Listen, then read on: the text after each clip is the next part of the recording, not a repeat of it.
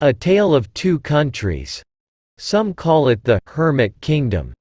It is a place where the outside world has been walled off. American pop music is illegal here and you can get executed for watching soap operas. This is not a make-believe world in a science fiction novel. It's a 46,000 square mile nation hanging off the east coast of China. It is one of the poorest nations in the world and it is armed with nuclear weapons. It is North Korea.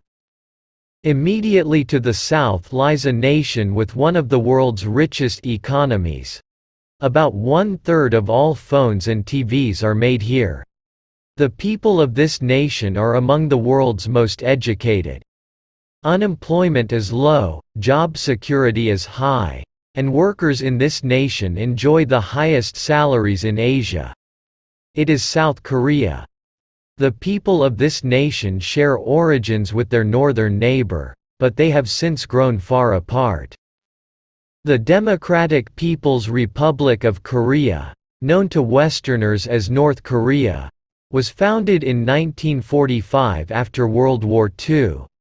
Their neighbor at the end of the Korean Peninsula, South Korea or the Republic of Korea, was established at the same time. These two nations have an unusual history. For one thing, they have technically been at war since 1950. Though they were born at the same time, these two countries had different parents. The United States supported South Korea in its infancy.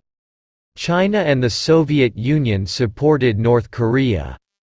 The US and the Soviet Union may have ended World War II as allies, but they had different ways of organizing their societies. The US is a capitalist country.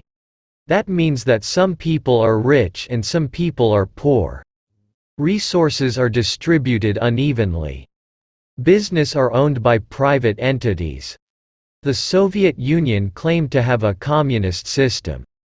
That means that everybody supposedly gets the same.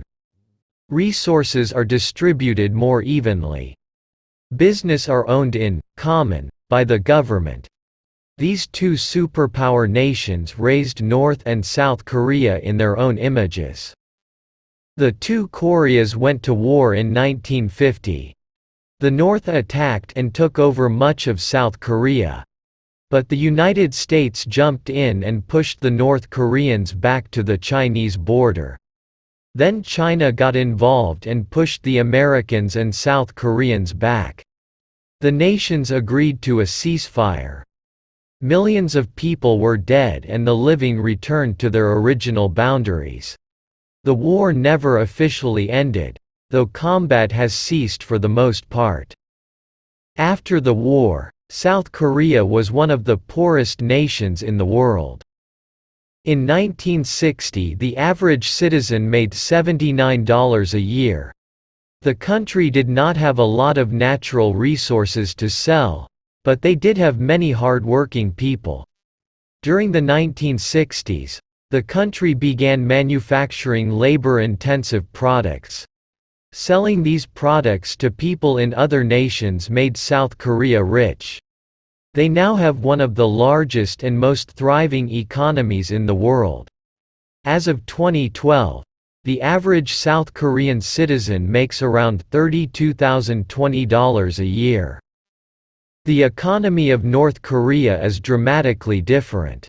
Since its birth in the 1940s, North Korea has been one of the most secluded countries in the world. They promote an idea of self-reliance that they call Juche. Under this idea, they do little to no trading with other nations. Up until the 1980s, they received large cash infusions from China and the Soviet Union. But the Soviet Union fell apart in the 80s and became separate capitalist countries, of which Russia is largest. Without the Soviet contributions, North Korea entered a long period of famine that lasted through the 90s. Food was hard to come by and some estimate that millions of people starved to death. Still, The country persisted when much of the world thought that it would fall apart. Not only did they survive, they managed to build a nuclear arsenal during this time. North Korea and South Korea share a border. Since they are locked in state of perpetual war, it's not a regular border with a simple checkpoint. The border they share is known as a demilitarized zone. A demilitarized zone is supposed to be free from military installations. Yet, the Korean demilitarized zone is the most heavily militarized border in the world. Both nations have their biggest guns lined up on the divide and pointed at the other side. It is literally the opposite of what the phrase, demilitarized zone, implies. Someday Korea may be unified again. It seems unlikely now, but stranger things have happened. Yet, even if they did unify, how could these very different societies acclimate to one another? They have grown in different directions. One country is among the wealthiest, the other amongst the poorest. The average North Korean male is estimated to be 5 inches shorter than a South Korean. Some suspect because of malnutrition. With such big differences, will they ever be able to see eye to eye?